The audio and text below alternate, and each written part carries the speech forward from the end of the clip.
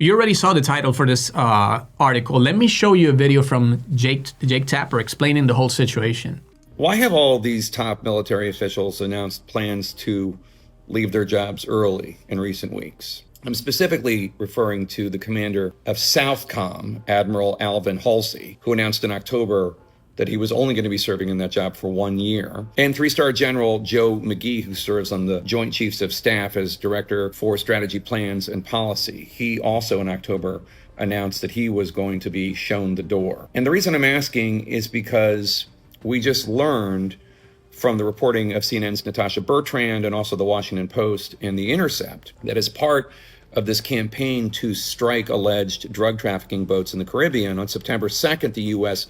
struck one of these boats, disabled it, people died, but then there were survivors, and the U.S. went back and did what's called a double tap strike, going back and killing the survivors, including those, according to the Washington Post, who were clinging to the smoldering wreck.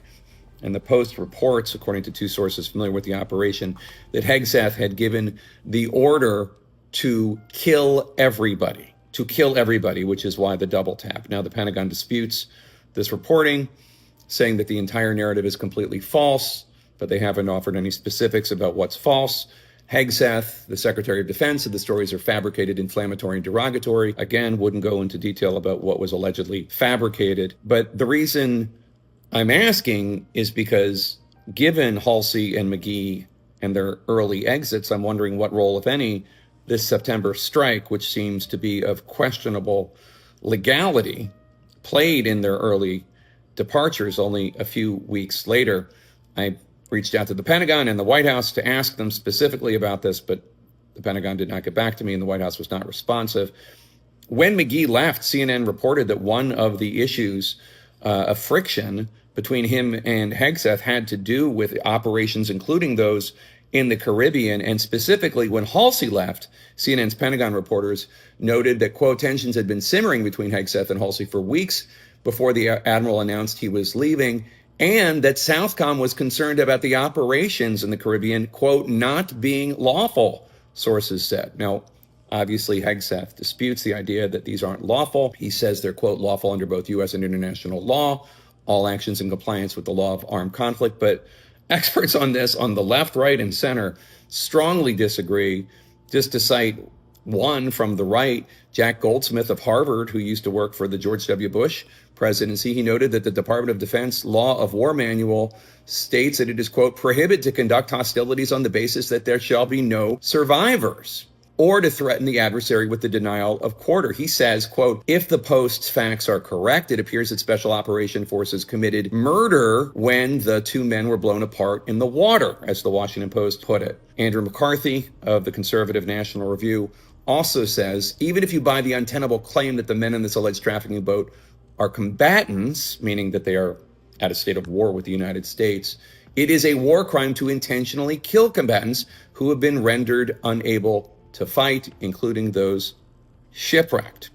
Now, the House Armed Services Committee and the Senate Armed Services Committee say they're going to conduct oversight over this. I guess we will see how serious they are by whether or not they have public testimony from Admiral Halsey and General McGee. Congress is starting to look into this, and our military community is also sounding the alarm that this should not be tolerated, that it's illegal, and it should be processed as such, as a war crime. Let's listen to Glenn Kirshner, the ex-federal prosecutor with over 30 years of experience. He has his own channel. I highly recommend his channel. Go and visit Glenn Kirshner here on YouTube. But he was discussing this with a law professor because Glenn Kirshner happens to be an ex-military JAG, like a law resource. He was a lawyer for the military, and he served as JAG, and now he also brought this also ex-JAG military lawyer who happens to now also be a military law professor.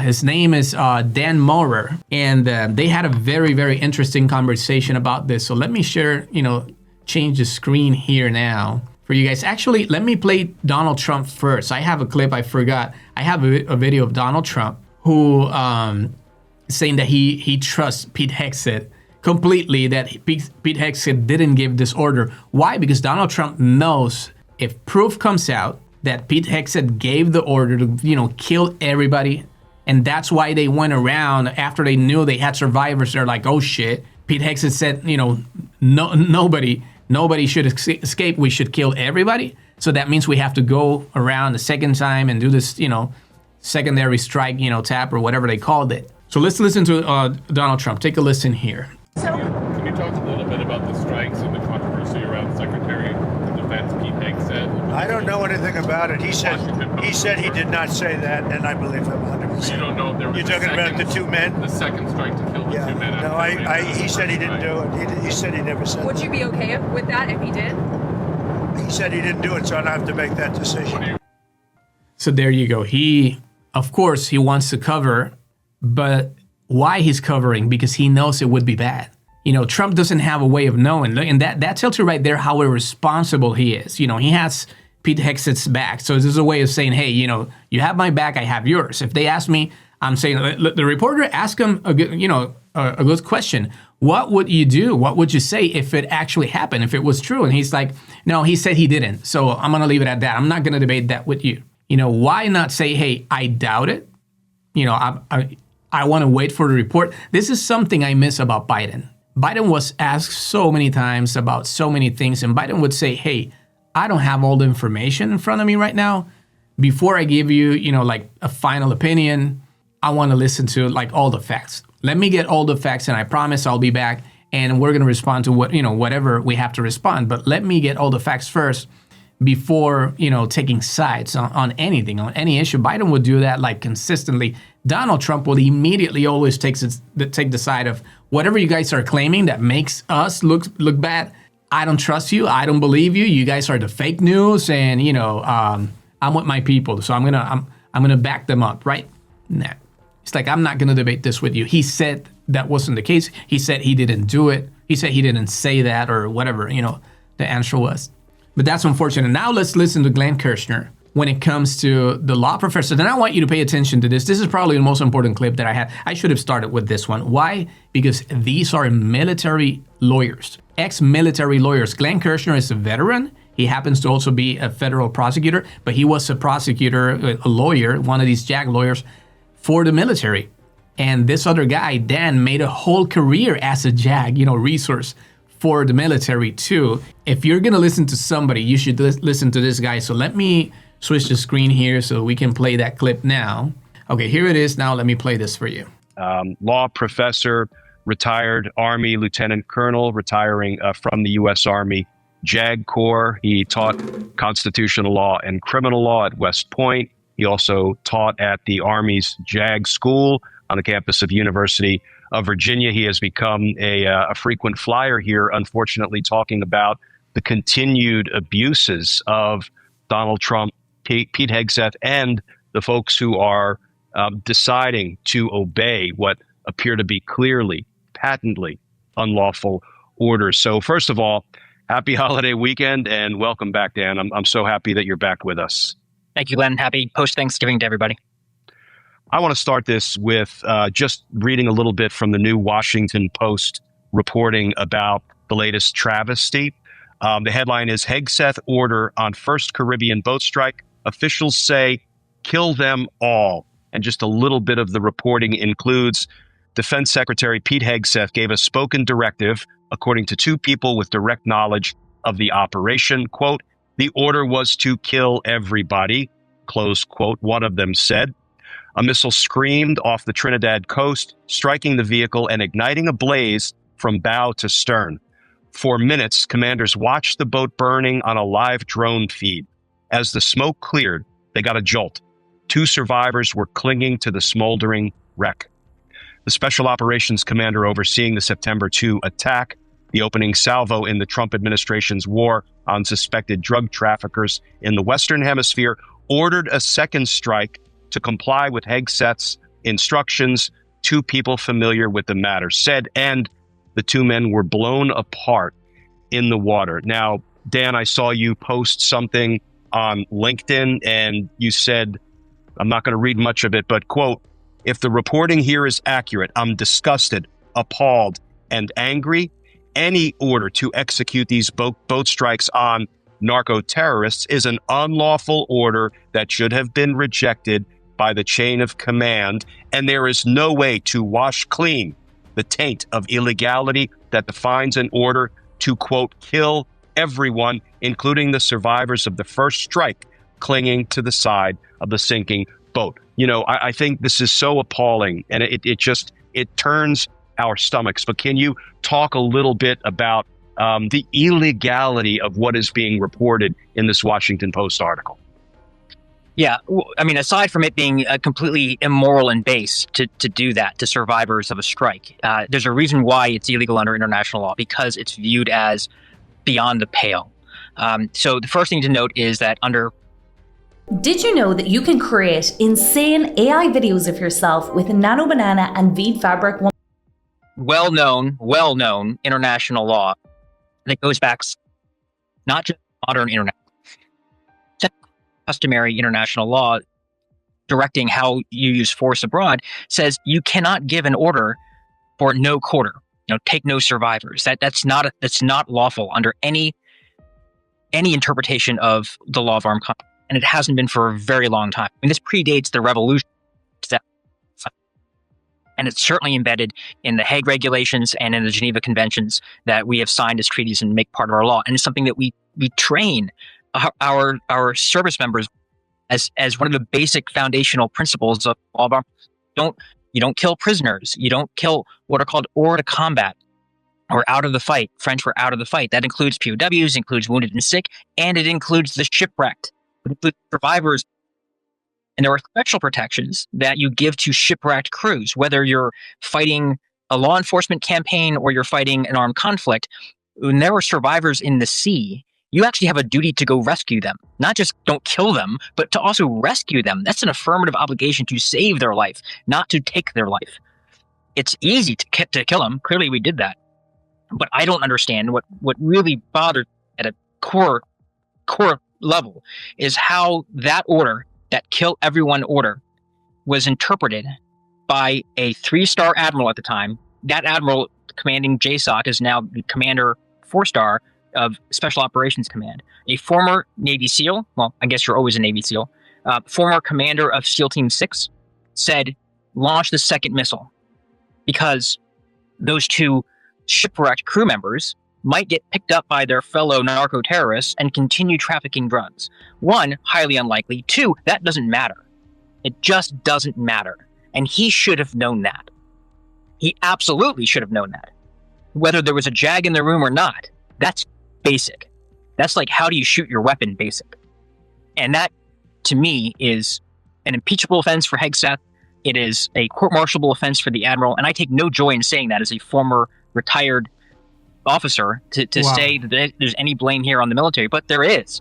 They followed a patently lawful order to kill those drug runners, assuming they're drug runners, even if they're the worst drug runners in the world, even if they're armed. If they're not shooting at the U.S. forces at the time, they are not targetable. In fact, they had to be saved, picked up and rescued, not just blown to pieces, as the reporting indicates. It is so far illegal that I cannot understand how someone that senior could have allowed that to happen. And all down the chain of command. And it might have been the 3-star to a drone operator or someone firing a missile from a plane.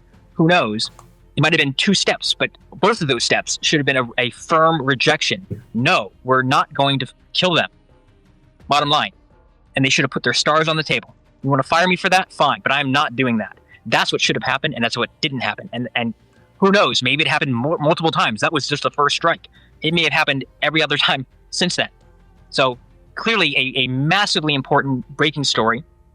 Incredibly bad news for those who thought that, like me, who thought that the military would ultimately do the right thing in the face of a clearly, manifestly, patently unlawful order, that they would reject it. Because that's what they're trained to do. And it's a professional norm, it's a professional obligation, and it's not hard to spot the blatantly, patently unlawful orders. And this was one of those. And so they should have rejected it. This is what the United States government has turned into under Donald Trump. Literally a criminal organization. You know, they are freeing criminals, pardoning fraudsters and insurrectionists, and even drug traffickers now, left and right. They are kidnapping people on the streets, denying due process, and literally disappearing them in some cases. They are federalizing the National Guard, which has now led to the death of a guardsman, a young woman who was roughly, 21 years of age. And there was another one critical in the hospital. I hope he's making it, that he's going to be saved, that he's going to be able to go back to his family. But Donald Trump is doing all of this for political gain. Like every single court in Portland, in Los Angeles, in Chicago, Illinois, every court has ruled that the use of the National Guard has been 100% illegal. So Donald Trump knows it has been illegal. He got an order from Washington. A federal judge last week ordered him to remove the troops. The National Guard, guardsmen. They told him, you're doing this illegally. You have to remove these people from here. Donald Trump didn't do so. In fact, the moment they attacked these two guardsmen, he went to the court to say, I need to stay so we can actually bring more people in. I'm asking Pete Hegseth to bring 500 more effectives, military effectives or whatever. I don't know if it was National Guard or what. 500 more into Washington, D.C. So he couldn't care less about what the courts are saying, that this is illegal. So Trump is asking even for Democrats to be killed, literally for asking our military troops, and now you see why they did it, to follow the law, to follow the Constitution, and to disobey illegal orders. And they were like screaming and, pulling their hairs out and just falling on their faces. Oh my God, how they're going to ask our troops to disobey lawful and legal orders. That's treason. Donald Trump, we should kill these people. They should face the death penalty for asking our military troops to disobey the chain of command. Of course, that's not what they were saying. They were very clear. These Democrats are military veterans, and they are saying now more than ever we need people to be conscious, to be clear-minded when it comes to the lawful orders that they may think they are taking, but that these could end up being illegal orders. If you don't know, that's why you have these JAG resources. This is why you have the military, lawyers. There's even organizations that deal with military troops or officials or commanders or admirals or whatever the position may be. They can call and they can check, hey, this is what's going on. Is this legal? Is this constitutional? Of course they can consult. But now more than ever, even though Republicans made a whole scene and, they were throwing a whole tantrum, because of these Democrats asking troops to please uphold the Constitution. Now, more than ever, we see why this matters. Because now we have a very, very damning, ultra-damaging, completely abhorrent report saying that, went down the chain of command from the very top, a corrupt, illegal order that amounts to war crimes. And unfortunately, these people are putting their whole career on the line. If they believe Donald Trump is never, this is one thing. We have Steve Bannon. I played that on my Spanish episode today. Steve Bannon was recently on the Bill Maher show saying Donald Trump is going to be the president in 2028. You don't know if this motherfucker's going to even be alive in 2028. He's fucking 79, and he looks awful. Did you guys see the picture of this weekend in Mar-a-Lago? The guy looks like he's fucking dying, literally. So he may have, who knows? I may die. Life is strange. You never know. I'm just 48. I may die tomorrow. I may die tonight. I don't know. Maybe Trump will outlive me. But he's not looking like he's going to make it very far. Right now, you guys know, you should be aware that they literally just reduced Trump's schedule, his public appearances. He's doing so badly. He's so tired that they literally minimized the window for him to work publicly, to do public appearances from 12 to 5. That's it. 12 p.m. to 5 p.m. Midas, shared it. Brian Tyler Cohen shared it. Pretty much every single left-wing progressive outlet has shared this picture. This is from this weekend, supposedly.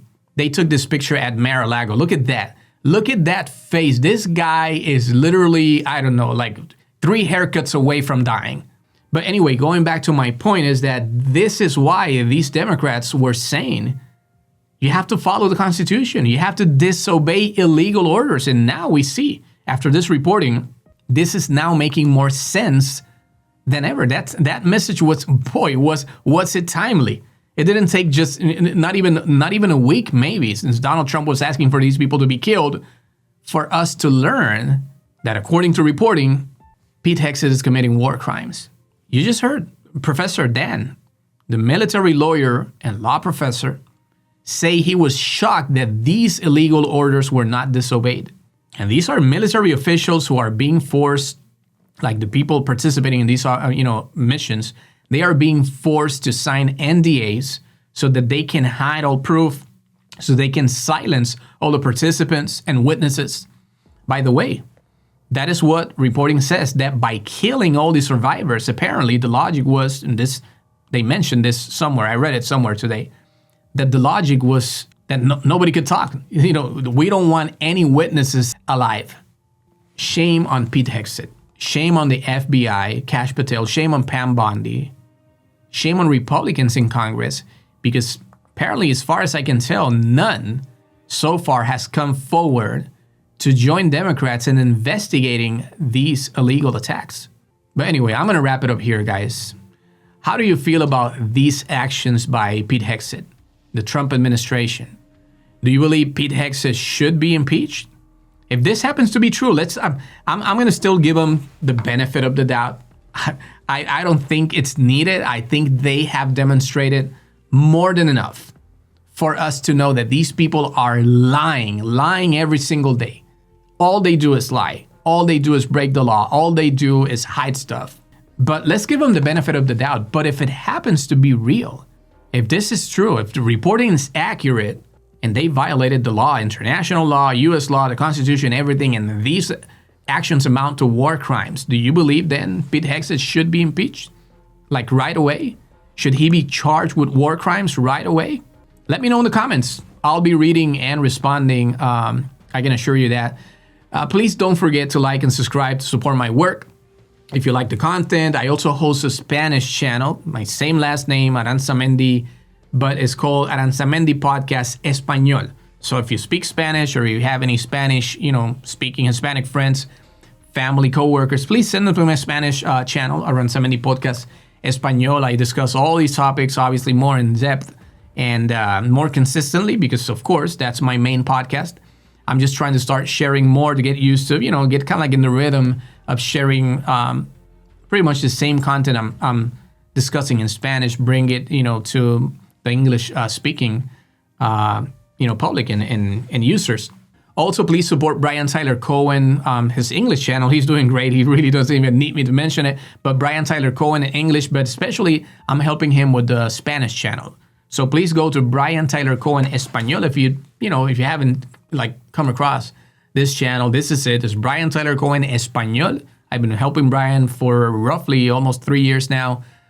Dealing with translating most of this content. We do great dubbing work, and the topics and all the things that he brings, all the the guests, special guests, people like Gavin Newsom, Nancy Pelosi, Kamala Harris, AOC, Bernie Sanders, Wes Moore, Hochul, J.B. Pritzker, Pete Buttigieg, every single top Democrat, congressperson from the Senate, from the House of Representatives of, United States, even state legislature, whatever it is, doesn't matter. He is bringing very, very good guests consistently. And then he has Glenn Kirshner doing the Legal Breakdown series. He has Mark Elias doing the, how do you call it? That one is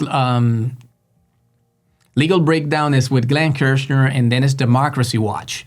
They call it on Brian's channel. He has kind of like a show within his channel called Democracy Watch with Mark Elias. We cover a lot of those legal breakdowns and also the Democracy Watch episodes in the Spanish channel too. So, if you don't mind just supporting the work, if you like and if you believe in independent media, that is more important now than ever, please, just subscribe, leave us a like, leave a comment. That goes a long way. It's always free. Brian's channel is free in English, also in Spanish. My channel in Spanish is free. This one is free. We never do paywalls or anything. So just leaving a like I said, can really go a long way and help the algorithm to, get this video in front of more people. That's pretty much all we need right now. So thank you so much. My name is Daniel Aranzamendi, and this is the Aranzamendi Podcast. I'll catch you guys on the next episode. So take care.